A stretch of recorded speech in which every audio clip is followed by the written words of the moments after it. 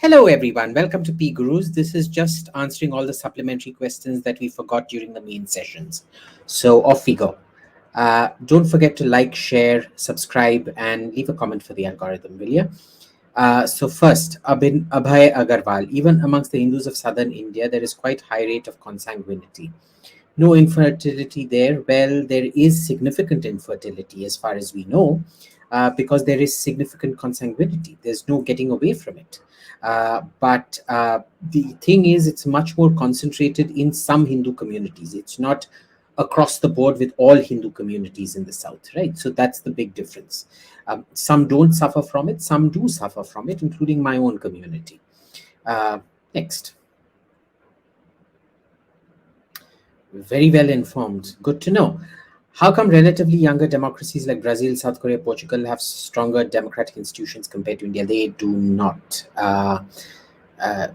Remember the South Korean president, just the last president, I think President Park's daughter, they got rid of her in a popular movement and she was corrupt as hell.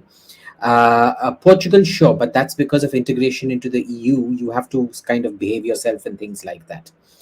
Brazil, need I remind you what all happened? How long was Lula in jail even though he was innocent? How are they hounding our man, what's the guy who just lost office? How are they hounding him right now? So no, I'm not too sure that they are stronger, except Portugal. Next. Sanket Singh, how did the merger of East and West Germany, how long did it take? Well, technically it took about 6-7 months. Mentally, it's still not united. There's huge differences. Every time you go to the East and the West, you just see that mental gap still there. So I would say it's still not complete. Next. Srihari Palakal. What do you think about the new delimitation bill? Is it going to affect South India's representation really badly? I suspect it will. We're going to be punished for being for having low birth rates. But what else do you do in a democracy? So, I don't know how you go about it. My personal preferred choice is multiply population by human development indicators. The lower your human development indicators, the less proportional seats you get. That's a fantastic way of incentivizing people, that even if your population is under control and if your human development is high, you will get more seats. But well, this government, they're going to go with whoever gives them more seats. The South doesn't give them seats, so they're going to punish the South. That's, I guess, how it's going to happen. Next. Shashwat S. Why do Western weapons fail in Ukraine? They don't fail entirely. It's the usage that matters. See, it does matter what you fight with, but more important is how you fight with what you have.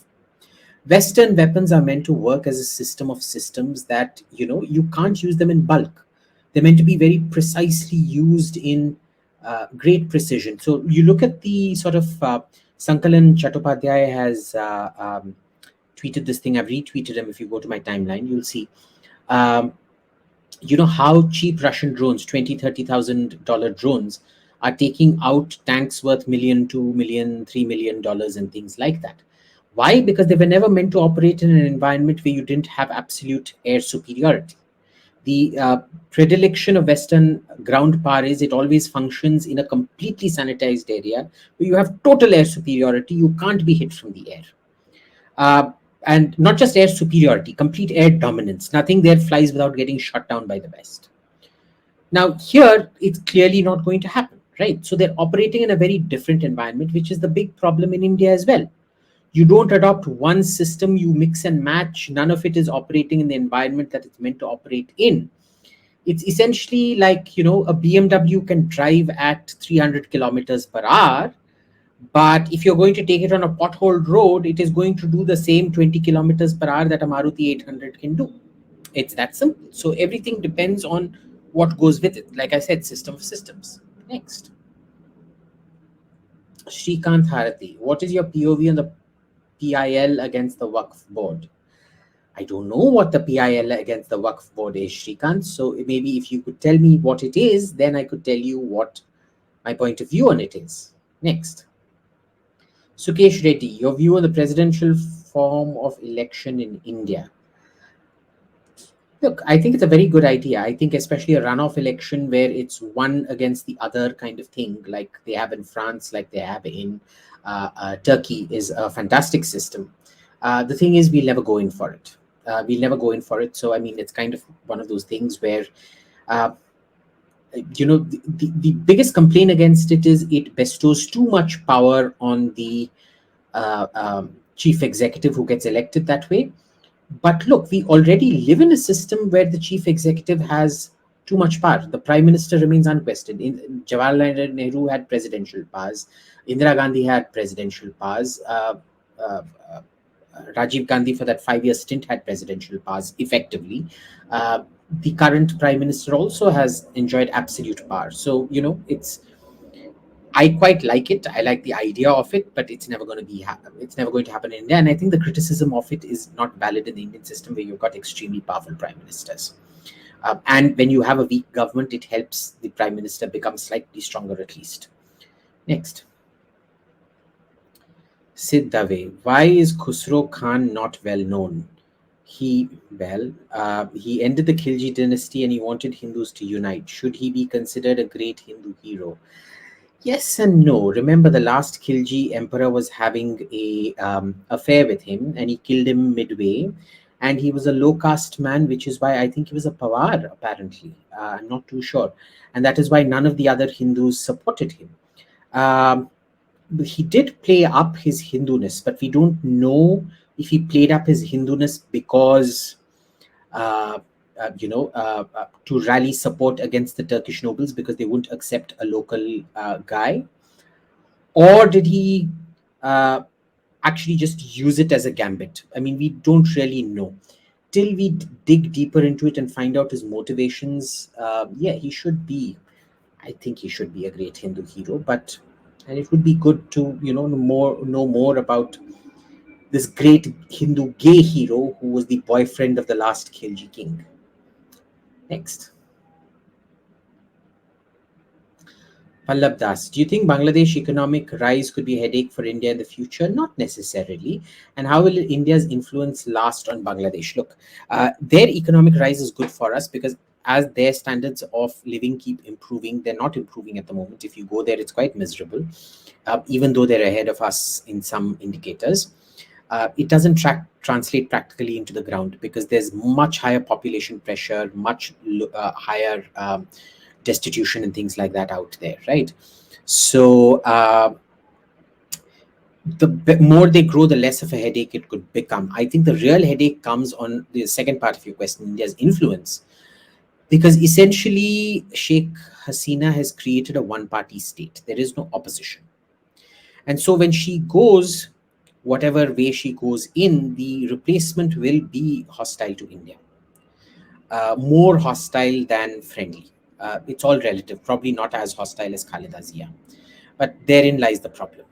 So it's more a case of we don't have too many baskets to put eggs into. We've put all our eggs into the one Sheikh Hasina basket. That's the actual big problem out there. Next. 𝙒𝙗𝙤𝙤, why did Mongols withdraw from Europe? They conquered Hungary, Poland, Russia, Ukraine, but left. How come they were able to beat so many superior nations? Well, the so many superior nations a very long answer. I think there are lots of very good answers to it in a lot of videos out there. I'm not going to cover it, but mostly it had to do with the fractionalization, the amount of resources they could mobilize, the entire resources of China, the entire resource of Persia, the entire horse resources of the Eastern Steppe, etc., against puny little European powers that just couldn't match that kind of manpower and strength being thrown at them. Completely new tactics, which later Europeans learned how to counter ultimately, but not against much greater resources, of course. So remember, the European victories against the Mongols happen when the Mongol Empire gets fractured and is in a state of constant civil war at that point of time. And that is why they withdraw, because the net wealth to be gained wasn't worth the net effort expended on conquering that territory. That is why they withdrew. Next. Akhil Jain, have you heard about Curtis Yarvin? No. Don't you think he's one of the best right-wing intellectuals? No, I'm sorry, I haven't heard of him. But I will check him out. Thank you. How bad do you think the Rohingya situation is? Which Rohingya situation? The situation of the Rohingyas in India, the situation of the Rohingyas in Bangladesh, or the situation of the Rohingyas in Myanmar? Please be very specific, Dan, because that's.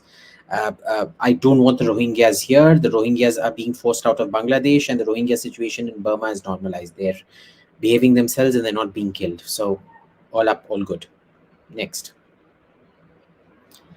Akshit Chandok, if Deng Xiaoping didn't crack down on Tiananmen Square, China would have turned into India. Tough to say. I don't like these alternate histories. It might have even turned a lot more nationalistic and dangerous. A nationalist China is never good for anybody. I'm kind of glad Chiang Kai-shek, otherwise Chiang Kai-shek would have turned China into an economic power long before Deng Xiaoping did. We have to be grateful to Deng Xiaoping to some extent that he screwed China over so badly. I really don't know. Would it have turned into India? Possibly not. Because there's too many variables in these kind of alternate histories. But no, I don't think it would have turned into India. No, I think another dictatorial dispensation would have come in spite of Tiananmen. If he didn't do Tiananmen, somebody else would have. Next. Jaidev Reddy, did the nizams of Hyderabad levy jizya on Hindus? Yes, they did. Many historians online claim they did, but my family, which lived under them, claims otherwise. Well, if the historians are claiming it, clearly they have got documentation to prove it. There is proof that farmans were issued for jizya. So, yeah. Next. Jaidev Reddy, did any other feudal societies go as far as untouchability while dealing with lower rungs of society? Thank you for losing weight. Thank you for thanking me for losing weight. And why did we take it so far? We took it so far. Yes, Japan goes very far. The social ostracization of the undertaker class and the butcher class was absolute. It was also quite absolute in China. Not so much in Southeast Asia. I wonder why. In southern China it was. And the reason might have to do with heat. In heat, things rot a lot more, and so the effects, the malodorous effects of it, are much more serious in a country like India, where disease can spread, than in, say, generally colder parts like Europe or Japan, which stay colder for much longer. I suspect that was it, and that is why I suspect we took it that far. This is just speculation. I have no proof for this, but I've thought about this often enough. And outside of the heat factor, because it's something like here, we burn the body almost immediately after it dies, right? After the pujas and everything are done, as soon as possible. In Europe, they keep the bodies for like 2-3 days before they, especially in winter, before they bury it. There's. I suspect it has a lot to do with disease spreading much faster, and who the untouchability was applied to, which a lot of it had to do with kind of animal-related, carcass-related businesses like undertaking, like animal hide tanning, leather business, butchering, and things like that. Next. Tejas Sonaje. To what extent can opposition government in the center reverse the fundamental changes brought about by the Modi government? The Congress, they can reverse anything, boss. Please remember, the Congress isn't the BJP. They're not incompetent little schmucks. The Congress knows power. They know how to wield power. They know exactly how to abuse power and use power. So they can pretty much reverse absolutely anything and everything 100%, including Article 370 abrogation in Kashmir. Next. Dili Babu, no US ambassador for 3 years. Are they really needed? Yes, they are. And I'll tell you why. Because the dumb mutt who was left in charge of the embassy without Eric Garcetti, not that Garcetti is much better, but still better than, more responsibility than the schmuck who was left in charge. She was a complete affirmative action product, dunced at every single post she ever held. Absolute good for nothing, total woke, because that was the only way she got ahead to where she was. She's basically been promoted being a failure after a failure after a failure, never performed at any job before. It was just sheer dumb luck that it landed in her lap, and she was running it like Black Lives Matter, like the local Black Lives Matter branch, suitably name change to the US Embassy out here. That was it. Next. Zombie Ant, do you think Kali is real, the secret weapon here? No, thank you. Next. Ishant Mid, any tips for becoming good lawyer? Dude, like, I don't even know what makes a good lawyer. I know lots of lawyers who argue very well who still lose cases. I know lots of lawyers who argue absolute crap who win cases. So I'm sorry, you're asking the wrong guy. Satyabrata Mohanty, how BJP is going to win MP by Shivraj freebies? They are not going to win MP. My prediction is they're going to lose both MP and Chhattisgarh very badly. Remember, they lost MP. They won it through manipulating and getting Jyotiraditya Scindia to defect. I think they should have replaced Mamaji as the face of the campaign. But anyway, it is what it is, and people are fed up with Mamaji, and I don't think they're going to win. So MP is gone, and Chhattisgarh is gone. Next. Impact F. Which was the merchandise that the British people were buying more when East India Company? I think it was mostly textiles, if I'm not mistaken. Indian merchandise, that is. Yeah, textiles mostly, I think. Next, Malaban Bhattacharya. How is it that the US, after having a tremendous military intelligence, military industrial complex, is facing issues supplying military hardware to Ukraine, but China is ramping up? Well, very simple. America is extremely high quality. Quality takes time to produce. Russian and Chinese production is quantity production, and it does not take too long to produce. It's much lower quality than American quality. It's that simple. Things, essentially, a Maruti 800 is going to take a much shorter time to produce than, say, a Mercedes S-Class. It's that simple. Next. Teja Mysore, looking awesome. Abhijit, please share some details of the wellness program you are in. What do you love and what do you not love so much about it? Well, look, I'm at a place called Kalari Rasayana. It's run by the CGH group. Was in a place called Kalari Rasayana by the CGH group in just outside Trivandrum, in a place called Paravur in Kerala. And it's you know what I like about it is it's kind of like a jail where you're not allowed to bring in outside food, or preferably not to come here with a family. You're meant to focus exactly on what you've come there for, either healing of emotional trauma or some other thing. For me, it was weight loss. What I loved about it was that strictness. They're very nice. It's like a 5-star hotel, but it is still very strict. You wake up at 5:45 in the morning for you wake up at 5 in the morning for your 5:45 yoga, because you have to bathe. They insist on you bathing before you land up at yoga. There are 3 yoga sessions every day. It's lights out by 9:30 maximum. I like that strictness because it kind of removes all the distractions and you're focusing on what you came there for, which was to lose weight.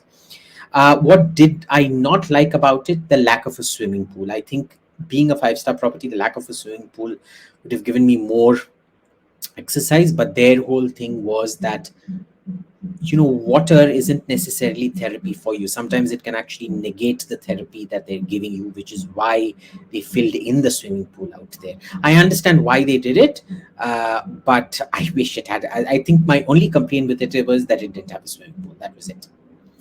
Next. Rohit Ravi, don't you think people will elect Rahul now as PM rather than Modi after he reaches out? No. Nobody's voting for Rahul, sweetheart. Nobody's voting for Rahul because Rahul rubs everybody the wrong way. And there was no driver in the US that was a Congress party worker who pretended to be a driver. It was that simple. Next. Well, he was a driver, but it was just that he was a Congress party worker. Pravar Chaturvedi. My extended family in Madhya Pradesh is politically connected. Congratulations to you. And there are discussions happening regarding how Congress is going to win big in MP this time. Yes, I'm also saying they're going to win. Congress is going to win big in MP. It's going to be as big a victory as they had in Karnataka. Possibly even a 2/3 majority. Because Kamal Nath is quite ruthless. So I think Kamal Nath is going to come back with a bang. Chhattisgarh also, they're going to come back with a bang. I don't think 𝙒𝙧𝙤𝙪 has managed to take down Bhupesh Baghel enough. So I think Bhupesh Baghel is coming back in Chhattisgarh as well. So MP Chhattisgarh gone. Next. Abhishant Kesar, how should cities be developed which do not have a flat terrain? Plain cities like Mangalore, for example. Well, there are very good principles of developing any city, which is that you put the suburbs, the so-called suburbs, up in the hills, and you put the high density things on the plains or the flat areas. That's generally how it goes. Uneven terrain does raise certain issues, because then the transport density becomes an issue. But generally, if you follow those basic principles, where the richer people live in the higher off areas who will anyway be commuting with cars, it does make life a lot easier. Next. Ishan Sharma, with 4 state elections this year, Rajasthan, MP, Chhattisgarh, what are your predictions for each? You know, most of my predictions go wrong. Very few of my electoral predictions come right. Rajasthan, I think BJP is going to scrape through, even though Sachin Pilot's ability to inflict damage on Gehlot has reduced vastly. MP Chhattisgarh are going the Congress way. What's the 4th election? I don't know. And what will BJP be increasing its number in each of them? No. In Rajasthan, yes. And will AAP open their account? No. Next. Guts the Black Swordsman. Do you think GIA should focus on better communication? Yes. With foreign governments and positive image building amongst foreign population. Well, we do neither. We don't do better communication with foreign government, nor do we do positive image building. One would be great, both would be the best, but वो हमारी औकात में नहीं है, given what we have. Next. Pushp, why Chinese vegetables and meat look extremely fake? Really? They don't. Not according to me. And genetically modified, they do not. My friend who recently visited pointed out as well. Well, I don't know what your friend is talking about, Push, but I've always found it extremely natural and beautiful. Next. Om Patel. How monumental was the Iranian revolution to the Muslim world and the jihad ideology? Did it really have a paradigm-changing effect? Yes, but not in the way it intended. They called it the Islamic revolution because they wanted to hide the fact that they were Shia, but there was no getting away from the fact that they were Shia. And so everybody else, Iran was the America-appointed leader of the Muslim world. You know, Saudi Arabia was the second fiddle. Iran used to get all the top-notch equipment. Saudi Arabia used to get all the leftover junk after Iran had green-lighted everything. All the other Arab countries used to get the second-grade junk. After the Iranian revolution, that changed. Saudi Arabia became the frontline state. It became the predominant one. The Shia-Sunni lines got drawn very, very clearly because Saudi Arabia was no longer willing to tolerate a Shia. They were willing to tolerate a Shia monarchy, which played down its Shia-ness.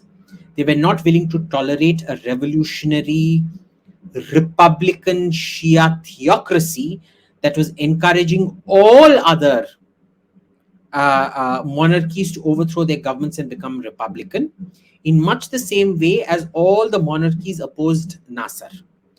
They never opposed Nasser directly, they opposed him indirectly. They tried to sabotage him and manipulate and bring him down because he went on trying to persuade their populations to bring down Arab monarchies. Iran was the same thing, except the Shia angle added a much harsher tinge to it. Also, it sharpened the Shia. There was a general subsiding of Shia-Sunni tension at that point, and that just blew up and became massive all of a sudden. It was always simmering in a place like, say, Lebanon, but it had subsided in a place like, say, Iraq or in Syria. But it blew up again big time. I would say what happened in Iran had a direct effect in many ways in ultimately what happened in Lebanon as well. Next. Revanth Reddy, can an independent economic council be established that can sanction state government for wasteful spending, freebies, and other economic indiscipline? Yes, that was the whole idea when they set up the PMEAC and the Niti Aayog and things, but they were never given those powers. Essentially, there you have the European Central Bank that can do it. The European Central Bank exercises much more control over member EU spending patterns than the central government does over state governments in India. So it's quite curious. The EU is India minus the political integration, minus the military and foreign policy integration. And India is the EU minus the economic integration. That's the way I see it. Next. Bharatin Bharatam. What do you think about chemical weaponry in ancient India? It looks like we had projectiles in warfare. How much of this contributed to modern day technologies? I'm not too sure about that. Rockets, sure, but they come after the invention of gunpowder. Chemical weaponry is, be very specific. Chemical weapons are inhaled chemical weapons. The application of chemical energy to weaponry is not considered chemical weaponry. So yeah, Bharatin, if you fine tune your question better, I'll be able to answer it better. Next. Mr. Bharani Chandar, what do we as a country need to do about evangelist Christian conversion, extremist Muslim hatred towards Hindus, not divide India further? Is there any counter to these two problems? Yes. Extremist Muslims inhabit the same economic strata as Dalits across the board. You need to end casteism and pull those Hindus out of that particular economic strata to end resource competition out there. But generally, industrialization would do a fantastic job towards that particular aspect. Number one, it'll take a long time, especially with extremist Muslims. It'll be the second, third generation which will calm down. It won't calm down completely, but well, it'll take away their ability to just riot at the drop of a hat. Right now, there's too much seasonal unemployment and hidden unemployment, which is why you have these riots and things like that. Evangelist Christians are a completely different kettle of fish. You have to do it through social institutions and social welfare. When Hindus collect money, they go set up a temple. You can't set up a temple. You need to set up colleges. You need to set up schools. You need to set up retirement benefit schemes for the community and things like that. That is how you counter evangelist Christian conversion. Next. Venkatrama Muthusamy, can something like SA Truth and Reconciliation Commission help with the needless hate and love equation between Hindus and Muslims? No. Because here you're going to be perpetually... What did it achieve even in South Africa? Did it actually achieve anything? Inter-community violence out there it's never really subsided, boss. So no, it won't. It was a great tamasha while it lasted, but it didn't really achieve much, in my opinion. And look at the riots that happened last year.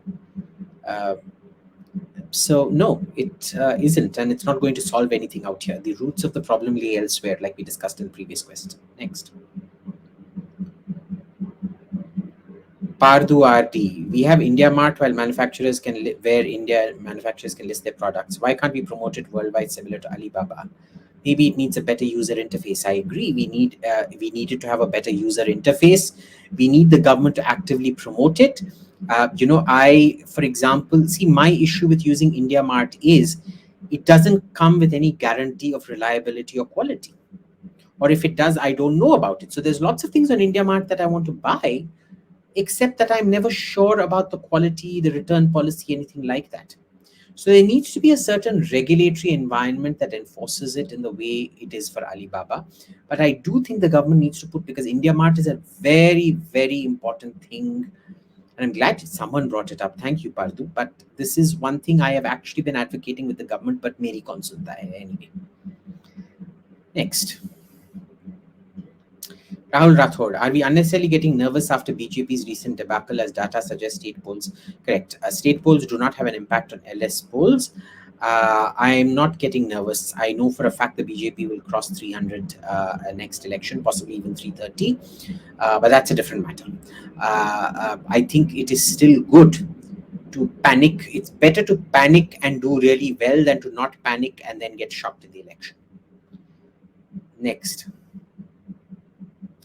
GCKP. Abhijit, what's your opinion on the new parliament building and why does modern Indian building fare poorly on ventilation, aesthetics, etc.? Well, my new parliament building, I really like it. I really like it because it's modern. I don't like the furniture inside it, but I think when you go there, you understand what it's about. There are 2-3 things I don't like about it. One is that big, where the Ashoka Chakra is over the speaker's head. I don't know why that entire thing, they have to have that blank vacant space line behind the Ashoka Chakra there. I thought that wasn't very nice.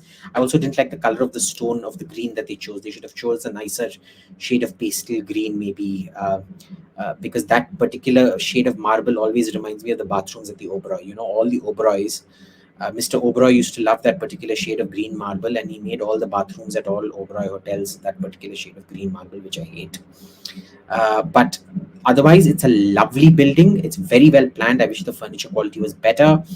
I think it did tribute to the old thing. It did tribute through the jali system, because it looks, if you look at the jalis on either side, it looks like they're like half drawn tattis, those rattan curtains that you have, bamboo curtains that you have. It kind of looks like a half drawn jali, which I think is very pretty, and it keeps the sunshine off the actual wall of the building and things. It does not overpower the old building. The old building, the old building still takes pride of place. It doesn't overshadow it. So, and I think it's very well planned. So I really like that particular building.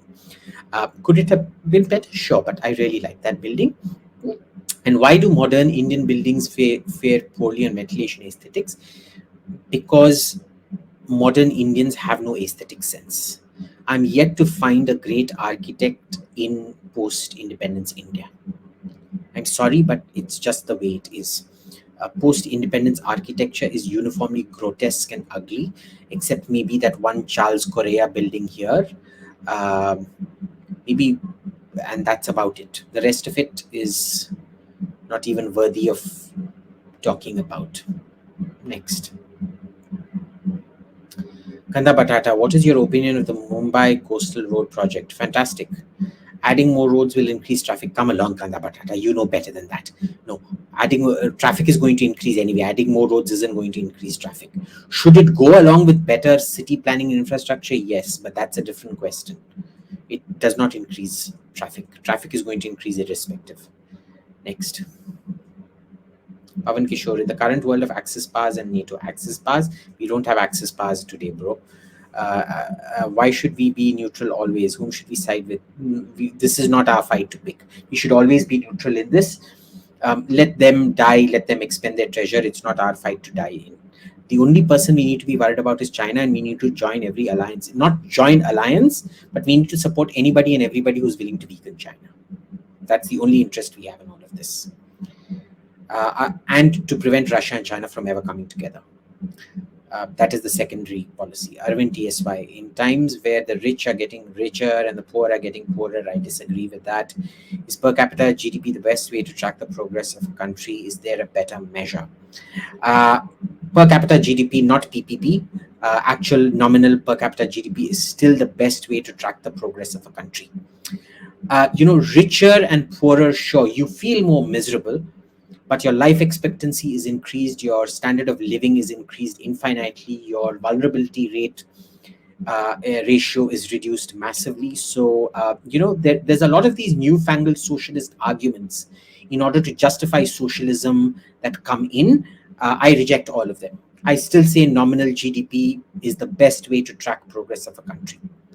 Period. I don't accept PPP.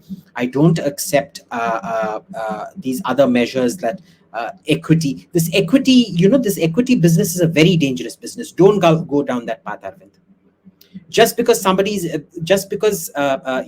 Ambani became 100 times richer than you, doesn't mean you have gotten a raw deal. Okay, learn not to be jealous of other people. What socialist economists are doing is they're trying to exploit that jealousy, that even though this society is giving you everything it could, you still have to be jealous and aspire. That is how you aspire for revolution. That is how these bastards create revolution. Don't go down that path. Next, Sachin. How Tamil Nadu is amongst the richest states when their subsequent governments have indulged in freebie politics. Alcohol, would you believe it? Alcohol. 1/3 of their revenue apparently comes from alcohol. Something like that.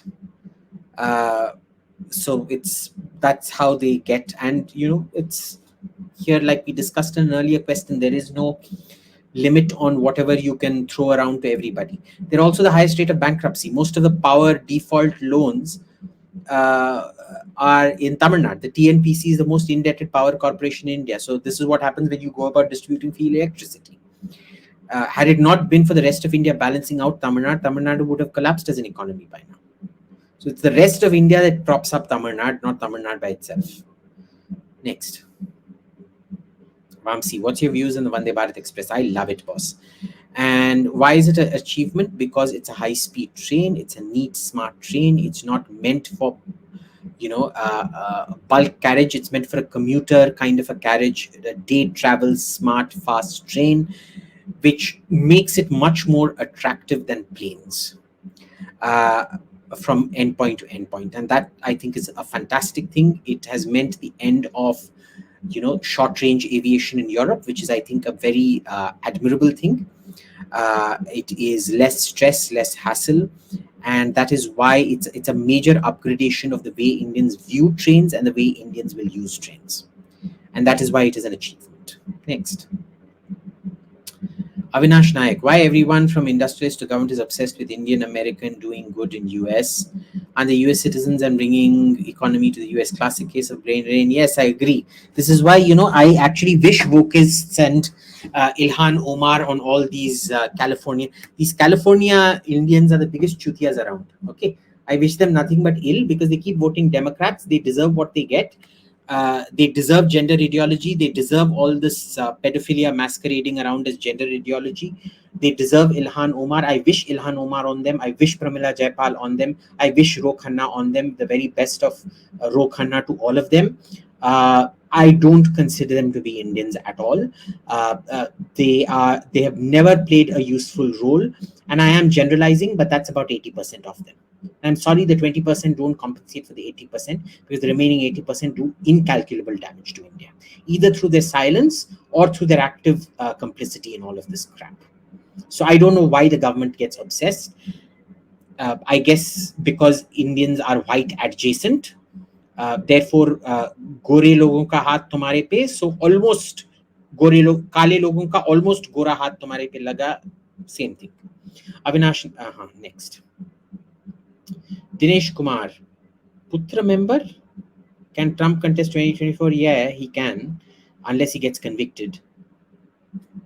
He can contest, unless he gets convicted. That's how it works. Next. Francis, why has India, Russia, China not been able to catch up to US investment technology? Very simple. You don't invest in human beings. India is 1.4 billion people at $2,000 per capita. China is the same, about 1.3, 1.4 billion people at $10,000 per capita. Russia is about what, 120, 130 million people at $10,000 per capita. What is the size of that market? Minuscule. You look at the Westosphere. By Westosphere, what do I mean? That's my coinage. Western Europe or NATO Europe, plus North America, plus East Asian allies like Japan, Korea, Singapore, Taiwan, Australia. They account for 1.1 billion people in total. Israel as well. 1.1 billion people in total at $43,000 per capita average income. Boss, that is a much, much, much bigger market than India, China, Russia, all three of them combined. The disposable income is much bigger. The GDP is much bigger. The per capita income is 4 times that of any of these other countries, or more if you take India, because Russia and China have roughly equal per capita GDP. There is no comparison. So it's a completely integrated market where these people are free to travel amongst each other. They're free to collaborate with each other, because that security, military, economic alliance means absolute free movement of people, where, even getting a work visa. All these countries, they're allowed to travel to America for 90 days without a visa. And if you want a work visa, it's actually very easy to get for one of these countries as opposed to one of us. Okay, so this great ease of marketplace movement, absolute free movement of economics and people and things like that, huge individual human investment, and so it's a fantastic market. It's a dream market. Sure, there are inefficiencies in that market like every other market, but it's much better than the Indian or the Chinese or the Russian market by itself, or even together. And that is why technology develops at a much faster rate. There's also the educational aspect. In China, they determine where technology goes. In India, you don't have the money to spend. In China, they determine what the priority areas will be. Russia has ossified. It has gone past its prime. It is now demographically screwed. China directs it. It is still a socialist directing of education and research, unlike the West, which goes where the market leads it. So it's several factors combined, the human investment plus the direction of state planning and things like that. Next. Prasanna Joshi. Under Multilateral Convention, India cannot pass laws on digital tax contrary to OECD. No. We are not bound by anything OECD, boss. We don't have to. We don't have to. We can do what we like. Next. Rajesh, don't you think, contrary to expert opinion, de-dollarization may have the opposite effect, where it exposes the lack of human capital investment and lack of manufacturing activities in third world countries? But see, this isn't going to go to third world countries. No third world dollar is going to become the dollar. It's just returning back to multiple currencies. You remember at once upon a time, you had several reserve currencies. You had the Deutschmark, you had the British pound. Some people even used to stack Italian lira and French francs, and you had the dollar. Now you only have the dollar and the euro. Lots of people used to stack up yens as well. The yen used to be a very powerful currency till the euro eclipsed it. So no, I think greater diversity in the market is a very good thing. And look, it's a notional concept of what you back it up with. Western currencies today, the power of Western currencies is backed up against debt. At one point, it used to be backed up against gold and manufacturing. You can back it up against an oil standard. You can back it up against a platinum standard. You can back it up against a rare metal standard if you want. The question is, what are you backing it up against? So, it doesn't have to be backed up just by manufacturing and human capital. It can be backed up to anything, like it was to a gold standard at one point of time. Next. Turtle research. Why did Indra stop being popular as a deity? I don't know.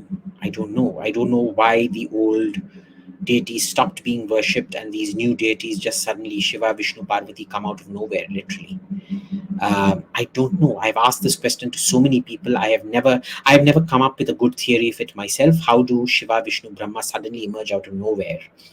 And I don't say he plays antagonistic roles. But we do lip service to the Vedic gods, but our gods are completely different. And I suspect this happens in the Iron Age. It happens but it doesn't even happen in the early Iron Age transition, because in the early Iron Age, in the Maurya period and things like that, where is the Shiva temple? Where is the Vishnu? Where is the invocation to Vishnu and things like that? It really starts happening in the Gupta period. So it's a kind of a late classical antiquity, a late antiquity kind of invention of Shiva, Vishnu, Brahma. I think it was a philosophical revolution in a way. So I really don't know. I've never found the answer to that. I've never read any book or any sadhu. They always tell you, oh, the spirit of it was always there in the Vedas. Yeah, man, I know the spirit of it was. You can read the spirit of anything you can read the spirit of 𝙦𝙤𝙤 in the Vedas if you want. Okay, you can read the spirit of 𝙒𝙧𝙤𝙤𝙦 or Quetzalcoatl in the Rig Veda if you want. But where did they actually germinate and come about in their current form? Big mystery. I mean, I've asked, not gotten an answer, and I'm sorry, I don't have a working theory, because even the Bronze Age to Iron Age, because remember, the Rig Veda is a Bronze Age document, and it is natural for a Bronze Age religion, when it transitions to the Iron Age, to become much more sophisticated and mature, which you see in the Upanishads and things like that. The mental maturity is there, but where do these new deities come about? I really don't know. Durga, we know, has an origin from Tibet, kind of like Tibetan roots, that Shakta culture. But how did it become so popular? How does Shiva suddenly become so popular? Because they'll say Rudra is Shiva in the Vedas. No, boss, Rudra is not Shiva in the Vedas. Okay, Rudra is Rudra, Shiva is Shiva. You conflate them today, but that doesn't mean they were always like that. So I'm sorry. I mean, this is a question I'm still searching on, Turtle. But thank you. Very good question. Next. Sandesh P. Thimappa, you've said numerous times that the first epiphany you had was you cleaning your own toilet. Could you please elaborate on this as to what revelation you had? Yes, it was, you can take pride in cleaning toilets because you do a damn good job of cleaning toilets, because people don't make toilets dirty like they do here. Here, people will scatter all over the bloody wall and things like that. God knows how people spray their shit where they can. And you take pride in polishing it up better than any other housekeeper out there in the 3 months of management training, you have to do this housekeeping thing, which I did. So, you know, it's dignity of labor. You know, my one of the head of marketing, her husband was the local garbage picker. And he ran a garbage picking business, which was super successful. He used to come to work in a Mercedes, which none of us could afford.